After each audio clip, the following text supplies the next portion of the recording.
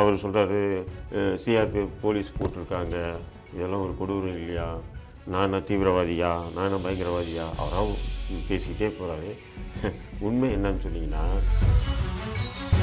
98 99 எனக்கு ஒரு இது இருக்குது. இதே ஜெயக்குமார் சார் சென்ட்ரல் ஜெயிலுக்கு வந்தார். அவர் சென்ட்ரல் ஜெயிலுன்னு நினச்சிட்டு புழல் ஜெயிலை நினச்சிட்டாரு. பிறகு புழல் வந்து ரொம்ப பெருசு. நம்ம போகிறோன்னு சொன்னால் இன்ட்ரெஸ்ட் ஆகும். அதுக்கப்புறம் குவாரண்டைன் இருக்கும், 1ஆம் நம்பர் பிளாக் இருக்கும், செகண்ட் 2ஆம் நம்பர் பிளாக் இருக்கும். அதுக்கப்புறம் அந்த வீடியோ கான்ஃபரன்ஸ் ரூம் இருக்கும். தங்குறதுக்குன்னு ஏ கிளாஸ்ன்னு சொல்லி அந்த பிளாக் பேரே ஏ கிளாஸ் பிளாக் தான். அங்கே பார்த்தீங்க சொன்னால் உங்களுக்கு டாய்லெட் பாத்ரூம்லாம் கூட அந்த வெஸ்டர்ன் மாடலில் தான் வச்சுருப்பாங்க. அந்த ஏ கிளாஸ்லேருந்து கூட்டிகிட்டு வராங்கன்னு சொன்னால் எல்லா பிளாக்கும் பூட்டிடுவாங்க, நீங்கள் பார்க்கக்கூட முடியாது. ஏ கிளாஸ்னால் சிறை தான். பட் அதே நேரத்தில் இப்போ நான் சொன்னீங்களா, இப்போ வெஸ்டர்ன் டாய்லெட்டு, வாட்டரு, குழவை திறந்த ஒன்று வெளியே கூட தண்ணி இல்லாமல் இருக்கவங்க தவிர சிறையில் பொறுத்த வரைக்கும் தண்ணி அவ்வளோ நல்லா ஃப்ரீயாக வரும், தண்ணி நல்லாயிருக்கும். சொல்கிற தண்ணி கூட கொடுக்கலன்ட்டு அதெல்லாம் வந்து நிச்சயமாக வந்து காவல்துறை வந்து நானே எனக்கு எடுத்துக்க 30 வருஷமாக காவல்துறை கூடவே என்னுடைய வாழ்க்கையாக இருக்குது. ஆனால் மற்ற சிறைவாசிகளுக்கும் இது போன்ற அரசியல் சிறைவாசிக்கும் நிறைய வித்தியாசம் இருக்குது. மற்றவங்களுக்கு வந்து ஒரு அதாவது ஏ கிளாஸில் வந்து பார்த்தீங்க சொன்னால் இது இருக்கும், அந்த கட்டில் இருக்கும், அந்த இரும்பு காட்ரேஜ் கட்டில் மாரி இருக்கும். அதுக்கு மேலே வந்து சும்மா சிம்பிளாக ரொம்ப பெரிய தடிப்பான இது இருக்குது, அதான் இருக்கும். தலையானு அதுக்கப்புறம் வீட்டிலேருந்து இவங்க கொண்டு போவாங்க எப்போவுமே அதோட. இப்போ நான் கூட வீட்டு கைது பண்ணோன்னா வீட்டிலேருந்து பெட்ஷீட்டு இதெல்லாம் தலையானை கொடுக்க மாட்டாங்க, பெட்ஷீட்டெல்லாம். இப்போ ஏ கிளாஸுக்கும்போது தலையானெல்லாம் கூட அனுமதி. இப்போ ஜெயக்குமார் இருந்தால் அதே அறையில் தான் அவரும் இருந்தார், வைகோ இருந்தார். அப்போ வைகோ வந்து ஒரு கொடூரமான ஒரு வணக்கம். இது டைம்ஸ் ஆஃப் இந்தியா சமயம் தமிழ். இந்த சிறப்பு நேர்காணலில் நம்மோடு இணைந்திருப்பவர் திரு தடா ரஹீம் அவர்கள். அவரோடு பேசலாம். வணக்கம் சார். வாழ்த்துக்கள். முன்னாள் அமைச்சர் ஜெயக்குமாரை வந்து இப்போ ரீசெண்டாக சிறையில் அடைச்சிருந்தாங்க. அவர் சிறையிலேருந்து வெளியில் வந்து என்ன சொல்கிறாருன்னா, என்ன தீவிரவாதிகள் அடைத்த சிறையில் இந்த தமிழக அரசு அடைச்சி வச்சிருச்சு, ஒரு அடிப்படையான வசதிகள் கூட இல்லை, கட்டாந்தரையில் நான் படுத்து தூங்கினேன் அப்படின்லாம் பேசியிருந்தார். அதே காலகட்டத்தில் நீங்களும் அந்த சிறையில் தான் இருந்தீங்க. உண்மையிலேயே ஜெயக்குமாரை வந்து இந்த தமிழக அரசு அப்படி தான் ட்ரீட் பண்ணிச்சா? ஆக்சுவலாக வந்து முன்னாள் அமைச்சர் ஜெயக்குமார் அவர்கள் வந்து இந்த கருத்தை வந்து பதிவு பண்ணிகிட்டு இருக்கார். நானும் பார்த்தேன், ஊடகங்கள் எல்லாமே வந்து பார்த்துருக்கேன். ஆக்சுவலாக பார்த்தீங்கன்னு சொன்னால் சிறையினுடைய விதியை பின்பற்றி தான் செய்கிறாங்க, எல்லாமே பின்பற்றி பண்ணுறாங்க. உதாரணத்துக்கு பார்த்தீங்கன்னா இப்போ அவர் வந்து சொல்கிறாரு, என்னை வந்து பூந்தமல்லி தீவிரவாதிகள் அடைச்சி வச்ச சிறை அது, அந்த சிறையில் எடுத்துமே வச்சுட்டாங்க, கட்டாந்தரையில் போட்டாங்க, அங்கங்கே போலீஸ் நிற்குது, சிஆர்பிஎஃப் நிற்குது, அப்படி சிஆர்பிஎஃப் போலீஸ் இருக்குது, கேம்ப் இருக்குது, அது இருக்குது, என்னென்னாலும் சொல்கிறார் அவர். இது வந்து இன்றைய முதல்வரை குற்றம் சாட்டி அவர் முசோலின்னு ஹிட்லர் என்னென்னாலும் சொல்லியிருக்கு, பேசுகிறார். அவருடைய ஆதங்கம் அரசியல் தான் பேசியிருக்காரு. உண்மை நிலை அப்படி இல்லை. எப்படின்னு சொன்னீங்கன்னா, இது வந்து இந்த கொரோனா காலம் வந்தது இல்லைங்களா, கொரோனா காலம் வரும்போது அதிமுக ஆட்சி, இவங்க ஆட்சி தான் இருந்தது. யார் முன்னாள் அமைச்சர் ஜெயக்குமார் அதிமுக ஆட்சி தான் இருந்தது. அந்த கொரோனா காலத்திலேயே வந்து ஒரு இது வந்து பாஸ் பண்ணுறாங்க. அந்த சிறைத்துறை ஐஜி தலைமையில் கூடி இப்படி வந்து கொரோனா உள்ளவங்க யாராவது சிறைக்கு வந்துட்டு ஒரு ஆள் சிறைக்கு வந்தாங்கன்னா ஒட்டுமொத்த சிறைவாசியும் கொரோனாவில் பாதிக்கப்பட்டு அதனால் உயிரிழப்புகள் பெரிய அளவுக்கு ஆகுமோ அப்படின்றதுக்காக என்ன ஆச்சுன்னா, யாரை கைது பண்ணாலும், அது எந்த வழக்கில் கைது பண்ணாலும் முதல்ல வந்து ஒரு சப்ஜெயில், ஒரு கிளைச்சிறையில் வச்சுட்டு அங்கே அந்த கொரோனா டெஸ்ட் வந்து அவங்க ஓகேன்னதுக்கப்புறம் தான் சென்ட்ரல் ஜெயிலுக்கு மாற்றணும் அப்படின்ற ஒரு சிஸ்டத்தை கொண்டு வந்தது அதிமுக ஆட்சியிலே கொண்டு வந்தது. கொரோனா காலகட்டத்தில் கொண்டு வந்தது. அந்த அடிப்படையில் தான் வந்து ஜெயக்குமார் அவர்களை வந்து கைது பண்ணி சென்ட்ரல் ஜெயிலுக்கு கொண்டு போக முடியாது இல்லைங்களா. கொண்டு போனோம்னு சொன்னால் அப்போ அவரை மட்டும் ஏன் ஸ்பெஷலாக வந்து அவருக்கு கொரோனா இருக்காதா அப்படின்ற கேள்வி எழும். இன்றைக்கெல்லாம் நாளைக்கு எழுதும் இல்லைங்களா கேள்வி. இப்போ நானே அந்த கேள்வி எழுப்போம் இல்லைங்களா. உதாரணத்துக்கு நானும் சிறைவாசியாக இருக்கும்போது அப்போ ஜெயக்குமாருக்கு ஒரு நீதி, ரஹீமுக்கு ஒரு நீதியா அப்படின்ட்டு அந்த கேள்வி எழுப்போம். இதான் யதார்த்தம். அந்த அடிப்படையில் அவங்க என்ன பண்ணுறாங்க, சிறைத்துறை என்ன பண்ணுதுன்னு சொன்னால் பூந்தமல்லி சப்ஜெக்டில் வைக்கிறாங்க. ஏன் சொன்னால் எல்லாரையுமே வந்து இங்கே சைதாப்பேட்டை கிளை சிறையில் தான் வச்சு அந்த கொரோனா பாசிட்டிவ் அந்த இது வந்த பிறகு தான் இங்கே சென்ட்ரல் ஜெயிலு புழலுக்கு மாற்றுறாங்க. அப்போ இவரை வந்து சைதாப்பேட்டை சப்ஜெக்டுக்கு மாற்றினாங்கன்னா முடியாது. ஏன்னா சைதாப்பேட்டை ஒரு கொஞ்சம் சின்ன சிறை. ரெண்டாவது வந்து கைகளை வந்து அத்தனை பேரையும் அங்கே தான் வைக்கிறாங்க. இப்போ இன்க்ளூடிங் மீ, நான் கூட வந்து அங்கே சைதாப்பேட்டை இதில் தான் வந்து ஒரு 9 நாள் இருந்தேன். அந்த கொரோனா டெஸ்ட் வந்த பிறகு தான் என்ன வந்து புழலுக்கு மாற்றுறாங்க. இவருக்காச்சும் வந்து ஒரு 2 நாள் தான் இதில் இருந்தார், புழலில் 2 நாள் பூந்தமல்லி ஜெயிலில் இருந்தார். 2 நாள் 3 நாள் 3வது நாள் அவரை வந்து புழலுக்கு மாற்றிட்டாங்க. அப்போது பூந்தமல்லி சிறை வந்து அவர் சொல்கிறாரு, சிஆர்பிஎஃப் போலீஸ் போட்டிருக்காங்க, இதெல்லாம் ஒரு கொடூரம் இல்லையா, நானா தீவிரவாதியா, நானா பயங்கரவாதியா, அவராக பேசிக்கிட்டே போகிறாரு. உண்மை என்னன்னு சொன்னீங்கன்னா, அதாவது ராஜீவ்காந்தி வழக்கு விசாரணையின் போது அந்த கொண்டு வரப்பட்ட அந்த சிஆர்பிஎஃப் கேம்ப் இருக்குது பார்த்தீங்களா, இன்னும் இல்லை அந்த கேம்பை மாற்றலை. ராஜீவ்காந்தி அது ஒன்றும் ஸ்பெஷலாக ஜெயக்குமாருக்காக போடல, ஏற்கனவே இருக்கு. அது கேம்ப் தான் இருக்குது. பட் அது அவங்களுக்கும் அந்த அந்த சிஆர்பிஎஃப் போலீஸுக்கும் சிறைக்கும் சம்மந்தம் இல்லை. சிஆர்பிஎஃப்பும் சம்மந்தம் இல்லை. அந்த சிஆர்பிஎஃப் கேம்ப் இருக்குது பார்த்தா அந்த கேம்ப் அப்படியே இருக்குது. அவங்க தங்க விடுதி எல்லாமே அந்த அவங்களுடைய கேம்ப் அப்படியே இருக்குது. அதன் பிறகு பார்த்தீங்கன்னு சொன்னால் இலங்கையை சேர்ந்த அகதிகள் முகாமாக கொஞ்ச காலமாக இருந்தது. அதன் பிறகு சில முக்கியமான சிறைவாசிகளை அங்கே மாற்றக்கூடிய சூழல். நான் கூட அந்த சிறையில் இருந்திருக்கேன், ஒரு 3 ஆண்டுகள் பூந்தமல்லி சிறையில் இருந்திருக்கேன். அதன் பிறகு இப்போ கூட சில சிறைவாசிகள், இஸ்லாமிய சிறைவாசிகள், மற்ற வழக்கில் உள்ள சிறைவாசிகள்லாம் வந்து பூந்தமல்லி கிளை சிறையில் இருக்காங்க. அது எந்த மாற்றுக்கிறது இல்லை. அந்த சிறையில் வந்து இவர் 2 நாள் இருந்திருக்காரு. அதுக்கப்புறம் இந்த கொரோனா டெஸ்ட் வந்த பிறகு இவரை உடனே புழலுக்கு மாற்றிட்டாங்க. இதுதான் நிதர்சனமான ஒன்று. அதனால் வந்து இவரை வந்து ஏதோ ஒரு கொடூரமாக வந்து சிஆர்பிஎஃப் போலீஸெல்லாம் போட்டு இவரை பாதுகாத்த மாதிரி, இவருக்கு வந்து ஒரு பயங்கரவாதி மாரியே வந்து அரசு சித்தரிக்கிறதுன்னு சொல்லி இவர் ஊடகங்களில் சொல்கிறாருன்னு சொன்னால், அது வந்து ஒரு அரசியலாக தான் என்னுடைய பார்வைக்கு தெரியுது தவிர நிதர்சனமான உண்மை இல்லை. அது இப்போ புழலுக்கு இவரை வச்சாங்க. புழல் சிறையை பார்த்திங்கன்னா உங்களுக்கு தெரியும், சுமார் 218 ஏக்கர் கொண்ட இடம், சுமார் ஒரு 86-90 கிலோமீட்டர் அளவுக்கு நீளமான ஒரு சிறை அது. அந்த விசாரணை சிறை, தண்டனை சிறை, பெண்கள் சிறைன்னு 3 சிறை இருக்குது. அந்த 3 சிறைகள் பார்த்தீங்கன்னு சொன்னால் ஒரு பிளாக்கும் இன்னொரு பிளாக்கும் பார்த்திங்கன்னா ரொம்ப லாங்காக இருக்கும். இப்போ சென்ட்ரல் பிரசன் முன்னாடி இருந்த மாதிரி இங்கே சென்ட்ரலில் இருந்தது இல்லைங்களா, அந்த சென்ட்ரல் பிரசனை நீங்கள் பார்த்தீங்கன்னு சொன்னால் சின்னதாக இருக்கும். அது ஒட்டுமொத்தமாக சின்னதாக இருக்கும். எனக்கு தெரிஞ்சு 98 99 எனக்கு ஒரு இது இருக்குது. இதே ஜெயக்குமார் சார் சென்ட்ரல் ஜெயிலுக்கு வந்தார். அவர் சென்ட்ரல் ஜெயிலுன்னு நினச்சிட்டு புழல் ஜெயிலை நினச்சிட்டார். இப்போ புழல் வந்து ரொம்ப பெருசு. நம்ம போகிறேன்னு சொன்னால் என்ட்ரன்ஸ் ஆகும். அதுக்கப்புறம் குவாரண்டைன் இருக்கும், 1ஆம் நம்பர் பிளாக் இருக்கும், 2ஆம் நம்பர் பிளாக் இருக்கும். அதுக்கப்புறம் அந்த வீடியோ கான்ஃபரன்ஸ் ரூம் இருக்கும். அதன் பக்கம் போனீங்கன்னா கிச்சன் இருக்கும். அதன் பிறகு ஹாஸ்பிட்டல், பெரிய ஹாஸ்பிட்டல் இருக்கும். அதன் பிறகு பார்த்திங்கன்னா ஏ கிளாஸ்ன்னு சொல்லி ஒரு கட்டும்போதே ஏ கிளாஸ்ன்னு இதேமாரி விவிஐபி வந்தாங்கன்னா தங்கிறதுக்குன்னு ஏ கிளாஸ்ன்னு சொல்லி அந்த பிளாக் பேரே ஏ கிளாஸ் பிளாக் தான். அங்கே பார்த்தீங்கன்னு சொன்னால் உங்களுக்கு டாய்லெட் பாத்ரூம்லாம் கூட அந்த வெஸ்டர்ன் மாடலில் தான் வச்சுருப்பாங்க. ஓ, எல்லா கைதிகளுக்குமா இல்லை இவங்களுக்கு மட்டும்தான். அந்த முன்னாள் அமைச்சர்கள் கேட்டகரியில் இருக்கிறவங்க இல்லை, அது ஏ கிளாஸ் பிளாக் பேர் ஏ கிளாஸ் பிளாக். ஓகே, அதில் யார் வந்தாலும் ஆமாம், அவங்களும் அந்த ஏ கிளாஸ் பிளாக்கில் அவங்க தான் வந்து வேறு யார் நம்ம முன்னாள் அமைச்சர் ஜெயக்குமார் இருந்தார். எனக்காச்சும் குவாரண்டைனில் வச்சுருந்தாங்க. அதுக்கு முன்னாடி ஃபஸ்ட்டு போகிறத குவாரண்டைனில் இருந்தேன் நான். இவர் வந்து ஏ கிளாஸ் பிளாக்கில் தான் இருந்தார். அங்கே எல்லா வசதிகளுமே இருக்கும். என்ன மாதிரி வசதிகள் இருக்கும் சார் ஏ கிளாஸ்னால்? ஏ கிளாஸ்னால் சிறை தான். பட் அதே நேரத்தில் இப்போ நான் சொன்னீங்களா, இப்போ வெஸ்டர்ன் டாய்லெட்டு, வாட்டரு, குடம் திறந்த ஒன்று, வெளியே கூட தண்ணி இல்லாமல் இருக்கணும். தவிர சிறையில் பொறுத்த வரைக்கும் தண்ணி அவ்வளோ நல்லா ஃப்ரீயாக வரும், தண்ணி நல்லாயிருக்கும். இவர் சொல்கிற தண்ணி கூட கொடுக்கலன்றாரு. அதெல்லாம் வந்து நிச்சயமாக வந்து காவல்துறை வந்து நானே எனக்கு எடுத்துக்க 30 வருஷமாக காவல்துறை கூடவே என்னுடைய வாழ்க்கையாக இருக்குது. பல வழக்குகள் அது இதுன்னு எதை அதாவது கொடுமைப்படுத்துவாங்க, வழக்கு பொய்யா போடுவாங்க, அதெல்லாம் சொல்லாமல் தவிர சோறு கொடுக்கல, என்ன தண்ணி கொடுக்கலன்னு சொல்ல முடியாது. ஏன்னு சொன்னால் அந்தளவுக்கு நம்ம விரும்புகிற உணவை கொடுக்கக்கூடியவர்கள் தான் காவல்துறை. நம்ம பொய் சொல்லக்கூடாது.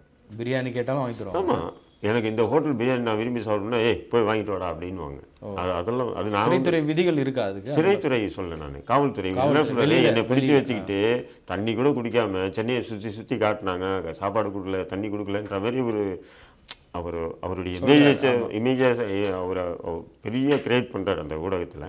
பட் அதெல்லாம் தவறு. ஏன்னா காவல்துறை வந்து எப்போவுமே உடனே சாப்பிட்டீங்களா, என்ன சாப்பிட்றீங்க, பிரியாணி சாப்பிட்றீங்களா, எந்த ஹோட்டல் பிரியாணி வேணும் இப்படி கேட்பாங்க. இது வந்து நான் சொல்கிறது ஒரு சாதாரணமான கைதிகளே இப்படி இந்த நடத்திக்குவாங்க. சாதாரண திருட்டு வழக்கில் கைது பண்ணுறாங்க பார்த்தீங்களங்க, வழி பறி திருட்டு வழக்கில் அவனை கூட காவல்துறை என்ன பண்ணுன்னா அவனை அடிப்பாங்க, அது பண்ணுவாங்க. அவங்ககிட்ட அந்த ரெக்கவரி பண்ணுறதுக்கு என்னென்ன பண்ணுமோ அதெல்லாம் வந்து அவங்களுடைய ப்ரொசீஜர் பண்ணிக்குவாங்க. தவிர சாப்பாடு மட்டும் வந்து பிரியாணி சாப்பிட்றேடா வாங்கி பிரியாணி அப்படி போடுவாங்க. அப்போ எங்களை போன்ற ஒரு 5 அரசியல் வழக்குகள், இப்போ எங்களை போன்ற ஒரு 5 விசா பெரிய அளவுக்கு இல்லை, ஒரு 5 விசா 10 விசா அரசியல்வாதிகளுக்கு கூட வந்து அந்த இதெல்லாம் வந்து காவல்துறை விசாரணையின் போதோ அல்லது எங்களை கைது பண்ணி கோர்ட்டுக்கு நீதிமன்றத்துக்கோ அல்லது சிறைக்கு கொண்டு போகும்போது அதெல்லாம் வந்து நல்லா கவனிப்பாங்க. அதெல்லாம் வந்து கண்ணியமாக கவனிப்பாங்க, நல்லா பார்ப்பாங்க. அப்படிங்கும்போது இவர் ஒரு முன்னாள் அமைச்சராக இருந்திருக்கார், முன்னாள் சபாநாயகராக இருந்திருக்காரு. அப்படி இருக்கும்போது நிச்சயம் வந்து காவல்துறை அப்படி பண்ணிச்சு இப்படி பண்ணிச்சின்னு சொல்கிறதெல்லாம் வந்து ஒரு ஒரு பொய்யான ஒரு தகவல். இப்போ இதில் இன்னொரு விஷயம் என்னன்னு சொன்னால், இப்போ இந்த சம்மந்தப்பட்ட காவல்துறை அதிகாரிகளே வந்து முன் வந்து இல்லை நாங்கள்லாம் அவரை அப்படி நடத்தலை, அவரை நல்லா நடத்தணும் அப்படின்னு சொன்னோன்னா அவங்க பயப்படுவாங்க. என்னென்னா நம்ம வந்து நல்லா நடத்தணும்னு சொல்லி பேட்டிக்கிட்டு கொடுத்தோம்னு சொன்னால், ஒரு கால் ஆளுங்கட்சி கோவம் வந்து நம்ம மேலே என்ன டிரான்ஸ்லேஷன் பண்ணிவிடும், அந்த இயற்கையான ஒரு குணம் இருக்குது இல்லைங்களா? கண்டிப்பாக.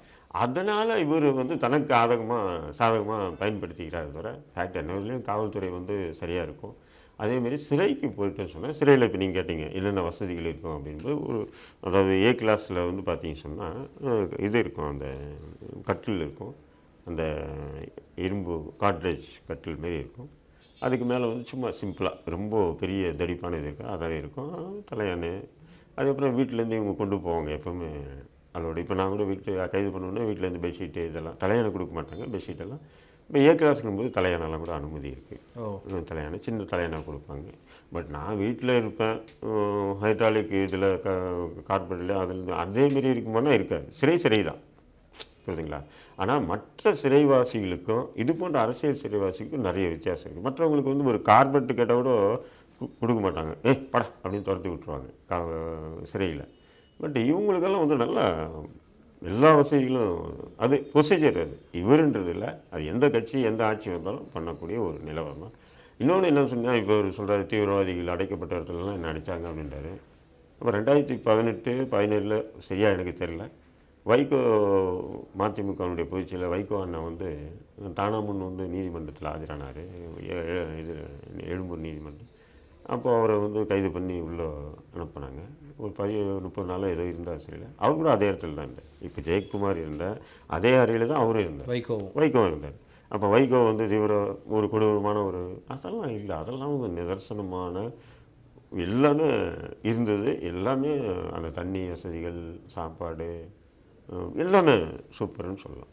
அது எந்த மாற்றுக்கிறது இல்லை. இவர் வந்து அரசியல் திமுகவுக்கு எதிராக அவர் பேசணும், அதுக்காக இப்படிலாம் முதல்வருக்கு எதிராக பேசணும், அவர் அள்ளி விடுறார். இதுதான் ஃபேக்ட். சாப்பாடு வசதியெல்லாம் எந்த மாதிரி இருக்கும் சார்? அந்த மாதிரி ஏ கிளாஸில் வராங்க அப்படின்னா நார்மல் கைதிக்கும் அவங்களுக்கும் எந்த மாதிரி வித்தியாசம் இருக்கும் சாப்பாடு? எப்படின்னு சொன்னீங்கன்னா, இப்போ இந்தமாரி சிறைவாசி வராங்க இல்லைங்களா, இப்போ இவங்களுக்கெல்லாம் வந்து சாப்பாடு வந்து பிசிபின்னு ஒன்று இருக்குது.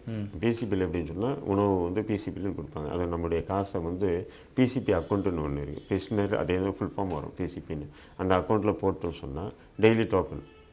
அப்போ வந்து பெரிய அளவுக்கெல்லாம் இப்போ ஹோட்டல் வெளியே இருக்கக்கூடிய 5 ஸ்டார் ஹோட்டல் மாரி கிடைக்கும்னா கிடைக்காது. சாதாரணமாக கைதிகளுக்கு அந்த சமையல் கொஞ்சம் நல்லாயிருக்கும். குழம்பு இப்போ பார்த்திங்கன்னா சிறைவாசின்னா டெய்லி சாம்பார் தான் இருக்கும், ஏதாவது ஒரே காய் போட்டு சாம்பார் ஆக்குவாங்க. இப்போ இந்த பிசிபில்னு பார்த்தீங்கன்னா ஒரு நாள் பிசிபின்னா வெளியிலேருந்து அந்த அக்கௌண்ட்டுக்கு பணம் போட்டு விடணுமா? பணம் போட்டுட்டாங்கன்னு சொன்னால் சிறையில் வந்து கொடுப்பாங்க. இவ்வளோ குழம்பு இருக்கும், 100 ரூபா இவ்வளோ குழம்பு இருக்குன்னு நீங்கள். இப்போ அது வந்து மொச்சக்கொட்டெல்லாம் போட்டு ஒரு காரக்குழம்பு புளிக்குழம்பு பண்ணுறீங்க, அந்த மாதிரி குழம்பு கொடுப்பாங்க. அதுமாரி வடை, இந்த பிரிஞ்சி மாரி கொஞ்சம் கொடுப்பாங்க. வடையும் பிரிஞ்சியும் பார்த்தீங்கன்னா 100 ரூபா. காசுக்கு வாங்க முடியாது, அது பிசிபி அக்கௌண்ட்டில் போட்டாங்கன்னா வந்துடும். அப்போ அந்த காசை வந்து நம்ம வாங்கிக்கலாம், காலை டிஃபன் வாங்கலாம். அதேமாரி வாரத்துக்கு ஒரு நாள் வந்து கோழி சிக்கன் வந்து அதுவும் 100 ரூபாய்க்கு இருக்குது, 300 ரூபாய்க்கு வந்து நல்ல பீஸ் வச்சு வரும். அது வந்து கொஞ்சம் வசதியானவங்கள்லாம் வந்து அந்த பிசிபியில் போட்டு வாங்கி சாப்பிட்றப்ப இருக்கும். அதேமாரி தான் இவருக்கும் வந்து உணவெல்லாம் வந்து எந்த மாதிரி கொடுப்பாங்க சார்? காலையில் என்ன கொடுப்பாங்க, மதியம் என்ன கொடுப்பாங்க, நைட்டுக்கு என்ன சாப்பாடு கொடுப்பாங்க? ஆக்சுவலாக சிறைன்னு பார்த்தீங்கன்னா இப்போ காலையில் ஒரு நாள் வந்து பொங்கல்னு சொல்லி போடுவாங்க. ஆனால் பொங்கல்னு பார்த்தீங்கன்னா நம்ம வெளியே சாப்பிட்ற பொங்கல் மாரி இருக்காது, போக மட்டும்தான் இருக்கும், இங்கெல்லாம் இருக்காது. அதில் அந்த மாதிரி தான் உணவு இருக்கும் கைதிகளுக்கு. ரெண்டாவது சில சிறைகளில் கண்காணிப்பாளர்கள் வந்து நேர்மையாக உண்மையாக இருப்பாங்க. அவங்கெல்லாம் வந்து எந்த ஒரு அவங்க கைதிகளுக்கு வரக்கூடிய ரேஷனில் வந்து எந்த இதுவும் கை வைக்காமல் நல்லா சரியாக வந்து பகிர்ந்து சிறைவாசிகளையும் சொல்லி கொடுப்பாங்க. நிறைய பேர் வந்து ஊழல் வந்து உச்சத்தில் இருக்கும் ஜெயிலையும். நெசமாக எப்படின்னு சொன்னால் ஒரு நாளைக்கு இத்தனை கிலோ போடணுன்னா குறைப்பாங்க, நல்லா எண்ணெய் போடுறது இல்லை ஏதோ ஒன்று போட்டு. இப்போ காய்கறியே பார்த்தீங்கன்னா சாம்பாரில் என்ன காய்கறின்னா வெளியே மக்கள் வாங்கிறதே இல்லாத ஒரு காய்கறி, இந்த சவு இந்த கத்திரிக்காய் சீசனில் கத்திரிக்காய், இல்லைன்னு சொன்னால் இந்த கேரட் சீசனில் எது சீப்பாக இருக்கோ அது அந்த கான்ட்ராக்ட் மூலமாக அது வாங்கி ஏதோ அவங்க அது பண்ணிக்குவாங்களே தவிர. பட் விவிஐபி இந்தமாரி ஆட்களுக்கு நபர்களுக்கெல்லாம் வந்து சரியான முறையில் கொடுப்பாங்க. இப்போ எனக்கே வந்து சரியாக இவங்கெல்லாம் வந்து ஒரு அரசியல் ரீதியாக சிறைவாசி அப்படின்னு சொல்லக்கூடிய நபர்களுக்கு வந்து என்ன பண்ணால் நாங்களும் வந்து கேள்வி கேட்போம். புரியுதுங்களா? இப்போ கேள்வி வந்து சார் என்ன சார் இது சரியில்லை, என்ன இது சரியில்லை, ஏன் இப்படி இருக்குது, இப்போ கைதிகளை இப்படி தான் நீங்கள் போடுறீங்களா, அப்போ கேள்வி எழுப்புங்களா? அப்போ எங்களுக்கெல்லாம் என்ன பண்ணுவாங்க, கரெக்டாக அதை ஒரு கொடுத்துருவாங்க. கரெக்டாக கொடுத்துருவாங்கன்னா ரொம்ப சிறப்பு அப்படின்னு சொல்லி சிறை தான் அந்த மாதிரி கொடுப்பாங்க.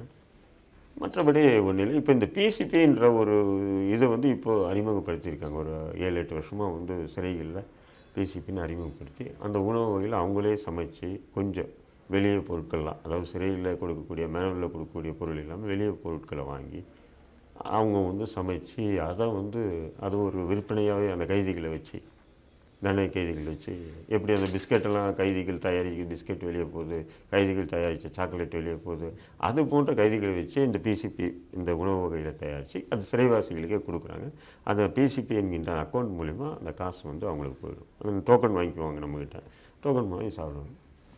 இப்போ ஜெயக்குமார் சார் இருக்கும்போது கூட அந்த மாதிரி ஒரு உணவு வகையில் சாப்பிட்டுட்டு ஜாலியாக இருந்தவர் தான், விளையாடி ஜாலியாக இருந்தவர் தான். ஜெயிலில் ஜாலியாக தான் இருந்தார். ஜாலியாக இருந்துட்டு வெளியே வந்து டைலாக்காக விட்றாரு. பொதுவாக இந்த மாதிரி அரசியல் வழக்குகளில் வரவங்களுக்கு வந்து உணவு எந்த மாதிரி இருக்கும் அப்படின்றதெல்லாம் நம்ம பார்த்தோம். அவங்களுடைய அந்த டே டு டே ஆக்டிவிட்டி எப்படி இருக்கும்? இவரே எடுத்துக்கிட்டிங்கன்னா தினமும் மீடியாவில் ப்ரெஸ் மீட் பண்ணிட்டே இருப்பார். ஒரு பரபரப்பாக இருக்கக்கூடிய ஆள் ஜெயக்குமார். இல்லை, அது முடியாது. அது வந்து சிறையில் வந்து பார்த்தீங்கன்னு சொன்னால் அதெல்லாம் வந்து இப்போல்லாம் வந்து ரொம்ப கடுமையாக இருக்குது சிறைகள். இப்போல்லாம் போனீங்கன்னா ஒரு செல்ஃபோன் கூட இல்லை. ஆனால் செல்ஃபோன் இல்லையே தவிர அதே நேரத்தில் சிறைவாசிகள் வந்து குடும்பத்தார் கூட பேசுகிறதுக்கு சிறையிலே அனுமதிக்கிறாங்க. அவங்களே செல்ஃபோன் எடுத்துகிட்டு ஒரு 2 செகண்ட் 3 செகண்ட் அவங்களுடைய ஃபோன்லேயே வந்து அனுமதிக்கிறாங்க. அவங்க வீட்டில் பேசிக்கிறாங்கன்னும்போது தனிச்சையாக கைதிகள் செல்ஃபோனை வச்சுக்கிட்டு இருக்கிறதெல்லாம் இல்லை. இல்லை, அந்த மாதிரி நான் கேட்கல. உள்ளே இருக்கக்கூடிய அந்த பிரிசன் இன்மேட்ஸ் இருப்பாங்க இல்லைங்களா, சிறைவாசிகளோடு அவர் பேச முடியுமா? அவர்கிட்ட யாராவது பேசுறதுக்கு விருப்பப்படலாம்? ஐயோ, இவர் இருக்கிற பிளாக்கு யாரையுமே அனுப்ப மாட்டாங்க. இப்போ இன்க்ளூடிங் நானே அன்றைக்கி கேட்குறேன், ஜெயலலிதா சார் நாங்கள் போகலான்னு. ஏற்கனவே நண்பன் எனக்கு தெரியும் அவர் ஜெயக்குமார். சரி போகலான்னு, பாய் வேணாம் பாய் அங்கே வேணாம். அப்போ என்னையும் அனுமதிகள் நம்ம சாதாரண சிறைவாசிகள் அனுப்பி அவருக்கு எதுனா உயிருக்கு ஆபத்து வந்துச்சுன்னு வச்சுக்கலாம். ஏன்னா அரசியல் தானே. ஆமாம், அரசியல் ரீதியாக இருக்கக்கூடிய ஒரு நபருக்கு அவருக்கு ஏதாவது ஆபத்து வந்துச்சுன்னு சொன்னால் அது அரசுக்கு மிகப்பெரிய ஒரு சவாலாகிடும் இல்லைங்களா? ஆமாம். அதனால் யாரும் அனுமதிக்க மாட்டாங்க. அது இவருன்றதில்லை, அரசியல் ரீதியாக இது போன்ற அரசியல் ரீதியாக கைது செய்யப்பட்டவர்களை தனிமையாக தான் வைப்பாங்க. ஏன்னா மற்ற கைதிகளுக்கு வந்து அனுமதித்து அந்த கைதிகள் மூலிமா அந்த நபர்களுக்கு வந்து ஏதோ ஒரு ஆபத்தோ ஏதோ ஒன்று தீங்கோ வந்துச்சுன்னு சொன்னால் அது கவர்மெண்ட்டு ஒட்டுமொத்த கவர்மெண்ட் ஆடியோ இல்லைங்களா? கண்டிப்பாக. நம்ம சிறை நிர்வாகம் பதில் சொல்லணும், அரசு பதில் சொல்லணும், மக்களுக்கு பதில் சொல்லணும். ஜெயிலுக்கு கூட்டின்னு போய் கொண்டுட்டாங்கன்ற மாதிரி எப்படி ஒரு பிரச்சாரம் போகும். அதனால் அனுமதிக்க மாட்டாங்க யாருமே. செய்திகள் எப்படி சார் உங்களுக்கு உள்ளே இருக்கும்போது தெரியுது? வெளியில் நடக்கிற அன்றாட பேப்பர் ஏதாவது? பேப்பர் டெய்லி பேப்பரை வந்து பார்த்தீங்கன்னு சொன்னால் தினத்தந்தி, தினமலர், தினமணி, ஏதோ செய்தியெல்லாம் சென்சார் பண்ணி கொடுப்பாங்களே, அந்த மாதிரிலாம் இருக்கா இல்லை பேப்பர் அப்படியே கொடுப்பாங்க? அதாவது சென்சார் வந்து எப்படின்னு சொன்னால் வெளியே நடக்கக்கூடிய பிரச்சனைகளுக்கெல்லாம் சென்சார் பண்ண மாட்டாங்க. இப்போ சிறையை பற்றி ஒரு டாபிக் வந்திருக்கும், ஓகே, அதை சென்சார் பண்ணி கொடுப்பாங்க. ஓ, அதுதான் சென்சார் கட் பண்ணி எடுத்துருவாங்க அந்த போர்ஷனையே. இல்லை, அது வந்து எப்படின்னா சில சூப்பரண்டு கிறுக்குத்தனமாக கட் பண்ணி எடுப்பான். சில சூப்பரண்டு வந்து விவரமாக கட் பண்ணி எடுத்தால் பேக் சைடு செய்தி போயிடும். புரியுதுங்களா? இப்போ இந்த சைடு கட் பண்ணி எடுக்கிறோம், பின்னாடி இருக்க செய்தி போயிடும் இல்லைங்களா? அதனால என்ன பண்ணோம், அந்த கருப்பு அடித்து கொடுப்பாங்க. அது வந்து விவரமான சூப்பரண்டெல்லாம் கருப்பு அடித்து கொடுப்பாங்க. சில பேர் தான் புதுசாக வராங்க இல்லைங்களா, இல்லை கட் பண்ணி கொடு அப்படின்றனா கட் பண்ணி தான் கொடுப்பாங்க. இதெல்லாம் இருக்குது. இப்போ எனக்கு வந்து நான் கட் பண்ணி இருந்தால் நான் வாங்க மாட்டேன். கட் பண்ணி ஏன் கொடுக்குறீங்க? அது ஆக்சுவல் மேனுவல் கட் பண்ணக்கூடாது, கருப்படிச்சு தான் கொடுக்கணும். நீ ஏன் கட் பண்ணியிருக்கேன்னு கேட்போம். புரியுதுங்களா? ஆனால் டெய்லி கொடுத்துருவாங்களா பேப்பர்? எல்லா இடத்துக்குமே வரும்? வந்துடும். இல்லை ஒரு காமனான இடத்துல போய் படிப்பீங்களா? அது ஒரு பிளாக் இருக்குன்னா அந்த பிளாக்கில் அவங்க வந்துடும். ஓகே, அப்போது வந்து எல்லாருமே படிப்பாங்க. இப்போது நான்லாம் என்ன பண்ணுவேன்னு சொன்னால் அவங்கெல்லாம் படித்து முடிச்சதுக்கப்புறம் போய் எடுத்துகிட்டு வந்து ரொம்ப உட்காந்து பொறுமையாக மெதுவாக படிப்பீங்க. ஓகே.